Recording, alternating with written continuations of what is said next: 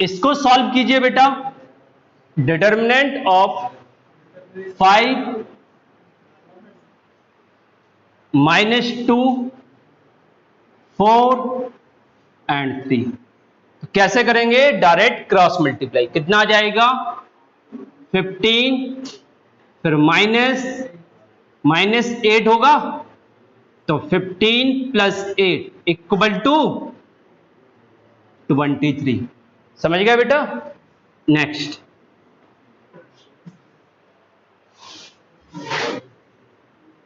Sine theta, इधर cos theta,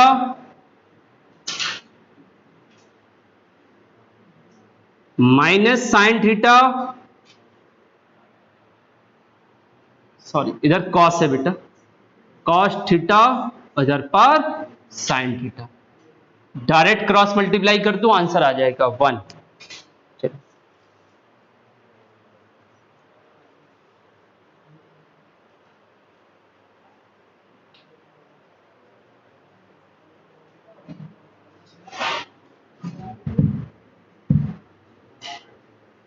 अब देखना बेटा, जरा ध्यान देना सब लोग। जैसे हमारे पास A11 एक 3x3 का मैट्रिक्स लेते हैं। A11 होगा इधर पर, A12, A13, फिर 21, 22, 23, फिर 31, 32 और 33। इसका एक्सपेंशन हमने किसके अकॉर्डिंग सीखा है?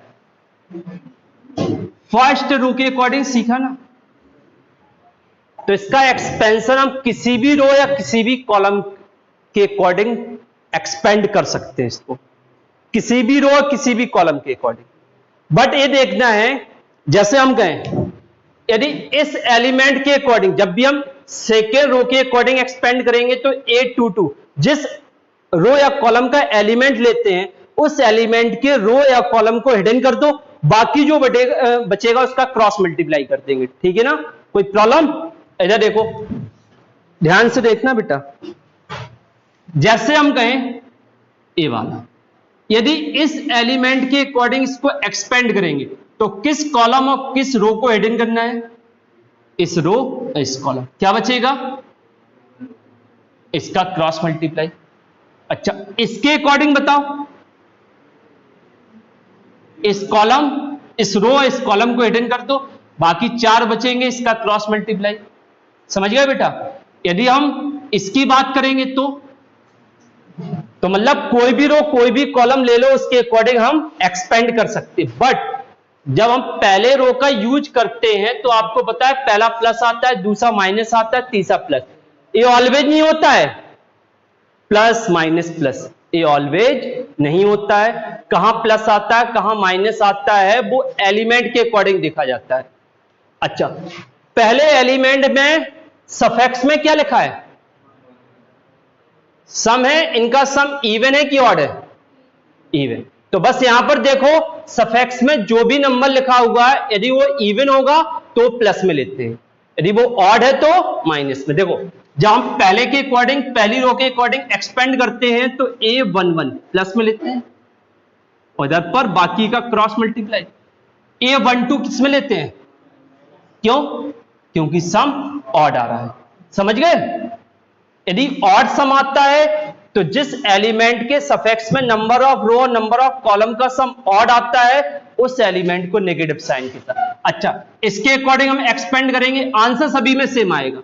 तो पहला ऑड है तो माइनस, बाकी का क्रॉस मल्टीप्लाई। तो इसके अकॉर्डिंग किसका क्रॉस मल्टीप्लाई करेंगे? इधर, इधर, इधर और इधर, इन चारों का क्रॉस मल्टीप्लाई। समझ गए? अच्छा, सेकंड एलिमेंट प्लस में आएगा कि माइनस में? प्लस में आएगा, क्योंकि इनका सम इवन हो रहा है ना, प्लस। फिर किनका क्रॉस मल्टीप्लाई करना? अच्छा, इसके अकॉर्डिंग किसका क्रॉस मल्टीप्लाई करेंगे? लिख देंगे A12 और A33 माइनस A13 और A32। समझ रहे हैं ना बेटा? जिस एलिमेंट के अकॉर्डिंग हम एक्सपेंड करते हैं उस एलिमेंट के number of row, number of column को हिडन कर दो, बाकी जो बचेगा उसका क्रॉस मल्टीप्लाई। अब जिस एलिमेंट को ले रहे हैं, क्या गलत हो गया क्या? क्या बेटा? A11, A33, अरे इधर 21 करना ना बेटा, 21। ठीक है, समझ गए? तो बस ये देखो कि जिस एलिमेंट के अकॉर्डिंग हम क्रॉस मल्टीप्लाई कर रहे हैं वो एलिमेंट प्लस में आना कि माइनस में, बस वो देखना है, बाकी आंसर सेम आता है। समझ गए? जैसे एक क्वेश्चन सॉल्व करते हैं, लिखिए बेटा, इवैल्यूड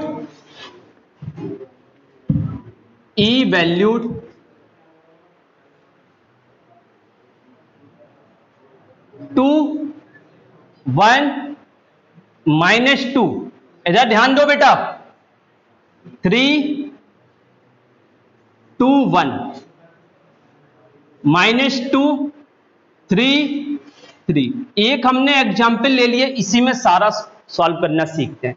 अच्छा, किस रो किस कॉलम के अकॉर्डिंग मल्टीप्लाई करना है, इसको एक्सपेंड करना है, लिख लो बेटा, why expanding it along the second row, along the second रो।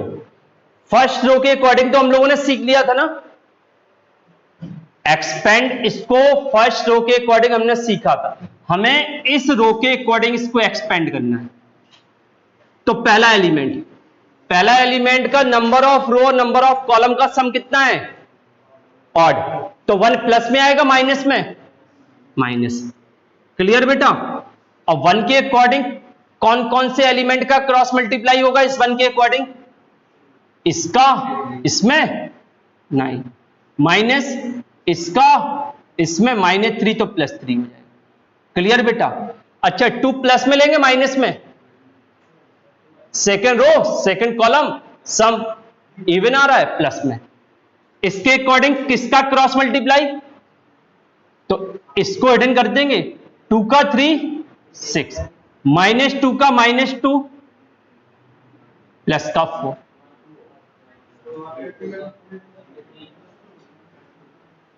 इधर पर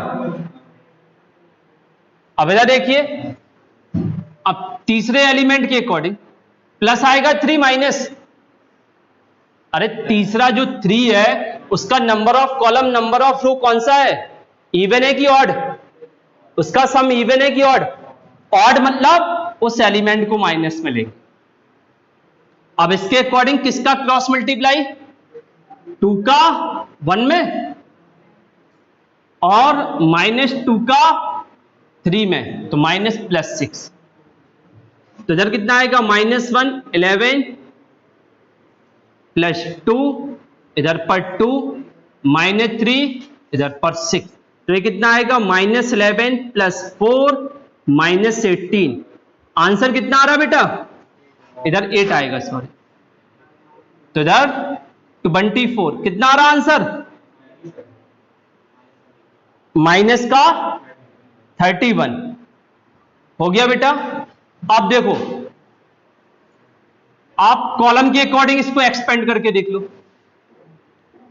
किसी भी कॉलम और किसी भी रो के अकॉर्डिंग एक्सपेंड करोगे आंसर सेम आएगा, बट उसका एक्सपेंशन जिस कॉलम या जिस रो के अकॉर्डिंग कर रहे हो उस रो या कॉलम के एलिमेंट का यूज करना है। वो एलिमेंट प्लस में लेंगे ना माइनस में, उस एलिमेंट के अकॉर्डिंग किनका क्रॉस मल्टीप्लाई करना वो सीखना है। अब देखना बेटा, हम इसको करेंगे थर्ड कॉलम के अकॉर्डिंग एक्सपेंड। तो पहले -2 लेंगे, -2 प्लस में आएगा माइनस में? अरे -2 का पहले रो और पहले थर्ड कॉलम में ना, तो पहले रो और थर्ड कॉलम मतलब सब इवन हो रहा है, तो -2 जो है वो प्लस साइन के साथ होगा, मतलब -2 तो वैल्यू है ना उसकी, तो -2। अब -2 के अकॉर्डिंग किसका क्रॉस मल्टीप्लाई? 1 का 1 में और +4, यही होगा। 3 को प्लस में लेना माइनस में? माइनस। इसका क्रम ऐसा चलता है, प्लस माइनस प्लस या माइनस प्लस माइनस, दोनों में से एक फॉलो होगा। यदि पहला माइनस है तो दूसरा प्लस, फिर तीसरा माइनस, और पहले प्लस है तो दूसरा माइनस और तीसरा प्लस आएगा। तो 3 को माइनस, ठीक है बेटा। अच्छा, 3 का नंबर ऑफ कॉलम और नंबर ऑफ रो कौन सा है? दूसरा रो और तीसरा कॉलम। इवन आ रहा ऑड? ऑड। ऑड के अकॉर्डिंग प्लस में माइनस में, मतलब इस सेकंड एलिमेंट को माइनस साइन के साथ। किनका क्रॉस मल्टीप्लाई? 2 का 1 के साथ और -2 का प्लस 3 प्लस में आएगा माइनस में? प्लस में आएगा बेटा, प्लस साइन के साथ। तीसरा एलिमेंट प्लस साइन के साथ। इसके अकॉर्डिंग किसका क्रॉस मल्टीप्लाई? 2 का 2 में और 1 का 4 माइनस, तो इधर आएगा माइनस का 10, माइनस का कितना आ रहा बेटा? और इधर प्लस का 3, तो आ गया -31। तो किसी भी कॉलम किसी भी रो के अकॉर्डिंग एक्सपेंशन सीख गए हम लोग। कोई प्रॉब्लम? यदि उसमें नंबर ऑफ कॉलम या नंबर ऑफ रो के अकॉर्डिंग नहीं लिखा है तो आप हमेशा ऑलवेज फर्स्ट रो के अकॉर्डिंग ही एक्सपेंड किया करो, ठीक है, जब तक उसमें गिवन ना हो कि हमें किसके अकॉर्डिंग इसको एक्सपेंड करना है। क्लियर बेटा? Next, evaluate the determinant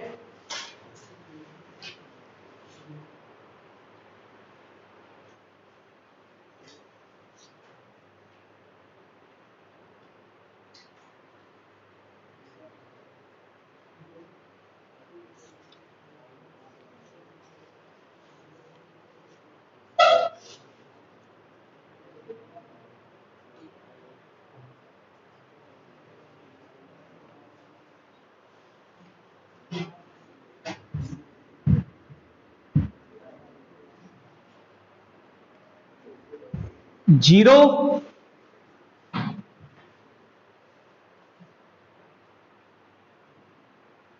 minus sine alpha और इधर पर cos alpha.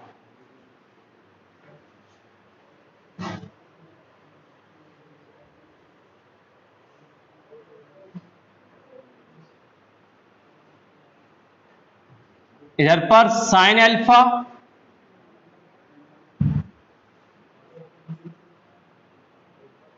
Zero minus sine beta, फिर minus cos alpha sine beta और जीरो। इसको सॉल्व करना है आपको, बस एक्सपेंड करो, किसी के भी अकॉर्डिंग कर दो। फर्स्ट रो के अकॉर्डिंग करते हैं तो जीरो के अकॉर्डिंग क्या आएगा? जीरो, तो ये तो पूरा जीरो ही हो जाएगा ना। देखो जीरो के अकॉर्डिंग एक्सपेंशन जीरो आएगा, आएगा कि नहीं? क्योंकि अंदर कुछ भी है जीरो का मल्टीप्लाई होगा।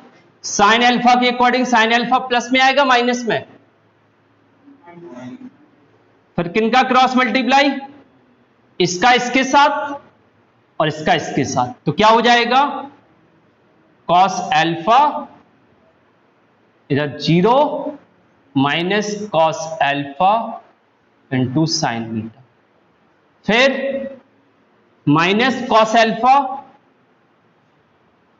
इधर पर इन दोनों का मल्टीप्लाई, माइनस माइनस प्लस होगा, sine alpha into sine beta और माइनस जीरो। शायद आंसर जीरो आ रहा है क्या बेटा?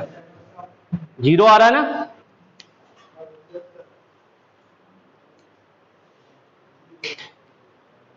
नेक्स्ट,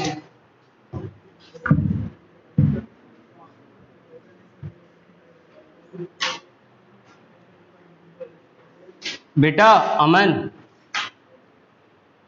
इधर पर cos alpha cos beta minus sine beta sine alpha into cos beta cos alpha into sign beta, इधर पर कॉस बीटा, इधर पर sine alpha sign beta,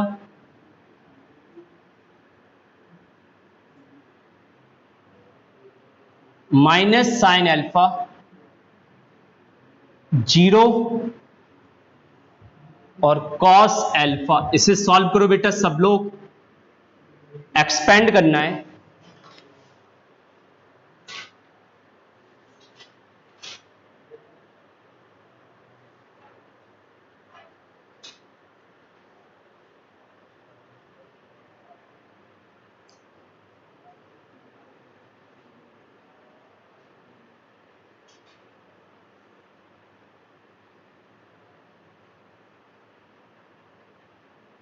expand कीजिए।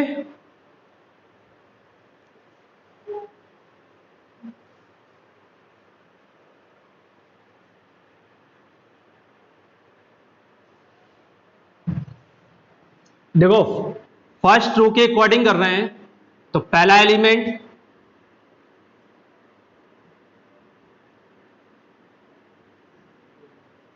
इसके अकॉर्डिंग इन चारों का क्रॉस मल्टीप्लाई, तो इधर आएगा कॉस एल्फा कॉस बीटा और माइनस 0 हो जाए। सेकेंड एलिमेंट प्लस में आएगा माइनस में, माइनस में cos alpha into sign beta. इसके अकॉर्डिंग किन किन का क्रॉस मल्टीप्लाई, इसका इसका और 0 कॉस एल्फा, तो क्रॉस मल्टीप्लाई करो तो minus cos alpha into sign beta और माइनस 0 हो जाएगा। अब माइनस साइन एल्फा लेंगे, थर्ड वाला एलिमेंट माइनस साइन एल्फा। अब बाकी का क्रॉस मल्टीप्लाई, इसका इसके साथ इसका इसके साथ, तो क्या आएगा minus sine alpha into sine square beta और minus sine alpha into cos square beta. अब देखो बेटा फर्स्ट टर्म क्या बन जाएगा, 0 है इधर, इंटू करेंगे cos square alpha into cos square beta, इधर पर minus minus plus plus cos square alpha into sine square beta. Bracket के अंदर से कॉमन क्या आ रहा है बेटा, माइनस साइन एल्फा आ रहा ना, 1 आ गया क्या बेटा सबका answer. Minus sine alpha common आ रहा है तो बाहर हो जाएगा साइन स्क्वायर एल्फा प्लस का, अंदर बचेगा sign square beta plus cos square beta, तो ये 1 हो जाएगा sign square beta plus cos square beta 1। इधर पर कॉमन क्या आ रहा है, कॉस स्क्वायर एल्फा, तो ये होगा cos square beta plus sign square beta, इधर पर साइन स्क्वायर एल्फा, ये हो जाएगा 1। अब बचेगा cos square plus sine square alpha और ये भी क्लियर बेटा, समझ गए। Next find the integral values of, अच्छा ये सीखा था हम लोगों ने सिंगुलर मैट्रिक्स और नॉन सिंगुलर, सीखा था ना। Find the integral value of x, note कर लिया बेटा सब लोगों ने।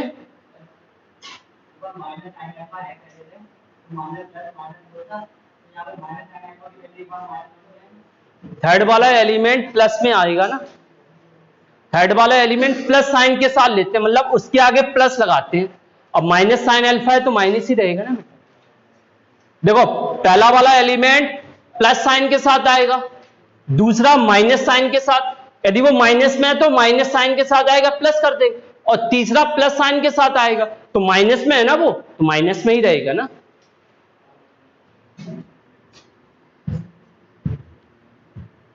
Find the integral values of x if determinant of x square 0 3 x 2 1 1 1 4 equal to 28। करो बेटा सॉल्व, बस इसको एक्सपेंड कर दीजिए, सॉल्व कर दीजिए, आंसर आ जाएगा।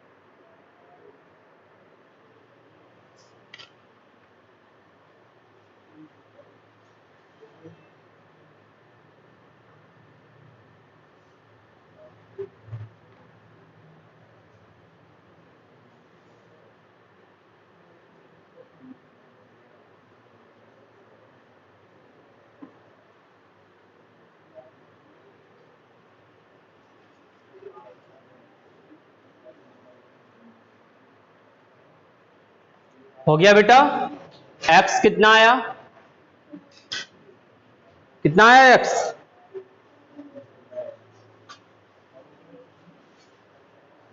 इलेवन, x की वैल्यू 2 आ रही बेटा, सबका आ गया ना 2। अच्छा केवल इंटीग्रल वैल्यू पता करना था ना, तो कौन कौन सी वैल्यू आ रही थी टोटल, 2 और, तो इंटीग्रल वैल्यू केवल 2 है ना, तो 2 को लिखेंगे।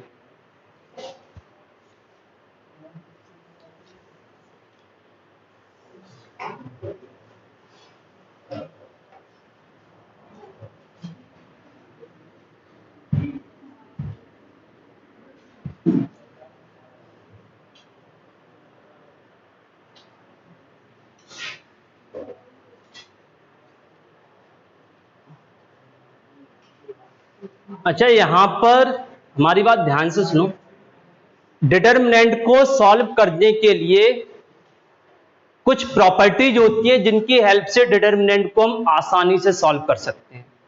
जैसे डिटर्मिनेंट के किसी रो या किसी कॉलम के एलिमेंट को चेंज करना, रो को कॉलम और कॉलम को सॉरी, दो रो को आपस में एक्सचेंज करना, कॉलम को आपस में एक्सचेंज करना, तो क्या चेंजिंग आता है वो सब हम सीखते हैं। पहला देखना बेटा, पहला टाइप का किसी रो या किसी कॉलम के एलिमेंट को हम चेंज कैसे करते हैं। अच्छा मैट्रिक्स में हम किसी एलिमेंट का इनटू करते हैं तो मैट्रिक्स के हर एक एलिमेंट में होता है, बट यदि डिटरमिनेंट में किसी भी स्केलर क्वांटिटी का इनटू करेंगे या डिवाइड करेंगे तो सभी में नहीं होगा, किसी एक रो या किसी एक कॉलम में उसका मल्टीप्लाई या डिवाइड कर सकते हैं।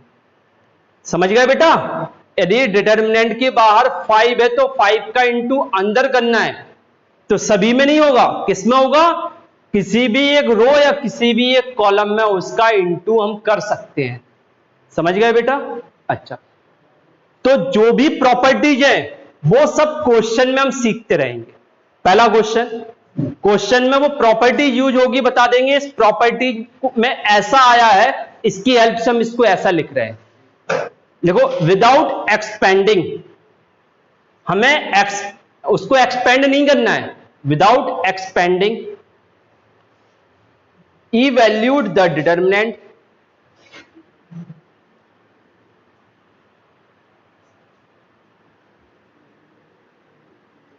(41, 79, 29, 1, 7, 5, 5, 9 3। अब देखना बेटा, जैसे इसको एक्सपेंड नहीं करना है और इसका आंसर 0 आ रहा है। डिटर्मिनेंट 0 कब होता है? जब डिटर्मिनेंट की किन्हीं भी दो कॉलम या किन्हीं भी दो रो की वैल्यू सेम है। किन्हीं भी दो कॉलम या किन्हीं भी दो रो की वैल्यू सेम है, उस डिटर्मिनेंट की वैल्यू 0 डायरेक्ट हम लिख सकते हैं। समझ गए बेटा? अरे इसमें नहीं दिख रहा ना, अभी करेंगे उसको हम। किसी भी डिटर्मिनेंट की यदि दो रो या दो कॉलम की वैल्यू सेम है, उसको डायरेक्ट 0 लिख सकते हैं। जैसे हमने लिख दिया 1 2 3 1 2 3 4 5 6। इसको आप एक्सपेंड कर लीजिए, 0 आंसर आएगा। क्यों? क्योंकि पहला कॉलम और दूसरे कॉलम सेम है। ऐसा नहीं कॉलम और रो सेम हो, कॉलम कॉलम सेम होना चाहिए और रो सेम होना चाहिए। कोई भी दो रो और कोई भी दो कॉलम, ऐसा नहीं आसपास वाले, यदि ए वाला इसके इक्वल है तो भी। पहली प्रॉपर्टीज समझ गए? किन्हीं भी दो रो या किन्हीं भी दो कॉलम की वैल्यू इक्वल है तो उस डिटर्मिनेंट की वैल्यू 0 होती है। अच्छा, डिटर्मिनेंट में कोई भी रो या कोई भी एलिमेंट की सारी, कोई भी रो या कोई भी कॉलम के सारे एलिमेंट 0 है। किसी एक रो या किसी एक कॉलम के सारे एलिमेंट 0 हैं, इट मींस उस डिटर्मिनेंट की वैल्यू भी 0। क्लियर बेटा? उस डिटर्मिनेंट की वैल्यू भी 0 होती है। 0 कब कब लिखते हैं बेटा? जब दो रो या दो कॉलम इक्वल है तो 0, या किसी एक रो या किसी एक कॉलम के सारे एलिमेंट 0। जैसे हमने लिख दिया 0 0 0 1 2 3 4 5 6, इसकी वैल्यू डायरेक्ट 0 लिख सकते। समझ गए बेटा? कोई प्रॉब्लम? आगे देखो, अब डिटर्मिनेंट को सिंप्लीफाई कैसे किया जाता है। अच्छा देखो बेटा, हमारे पास इसमें 3 रो और 3 कॉलम है, तो रो का रो के साथ आपस में प्रॉपर्टीज अप्लाई कर सकते हैं, कॉलम का कॉलम के साथ। जैसे हम कहें हमारे पास C1 C2 C3 3 कॉलम है और तीनों कॉलम में से किसी एक कॉलम की वैल्यू बाकी दो कॉलम के एलिमेंट से हम चेंज कर सकते हैं। जैसे हम कहें पहले कॉलम में हम सेकंड कॉलम को प्लस माइनस कर सकते हैं, थर्ड कॉलम को भी प्लस माइनस कर सकते हैं। सेकंड कॉलम में किसी स्केलर क्वांटिटी का इनटू डिवाइड करके प्लस कर सकते हैं, इसमें किसी स्केलर क्वांटिटी का इनटू डिवाइड करके C1 के साथ प्लस कर सकते हैं। समझ गए बेटा? जैसे हमने लिख दिया C1 tense to C1 plus C2, इसका मतलब समझो, काफी जगह ऐसा मिलेगा। C1 प्लस C2 का मतलब C1 और C2 एलिमेंट का सम हो रहा है। सम होने के बाद जो भी एलिमेंट हमें बनेंगे वो कहां पर लिखना है? C1 पर। समझ में आ गया बेटा? कोई प्रॉब्लम? अच्छा, हमने लिख दिया C3 tense to C3 plus 1/2 C1।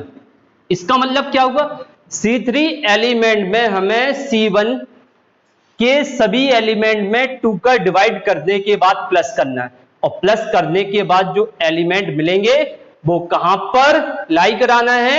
C3 में।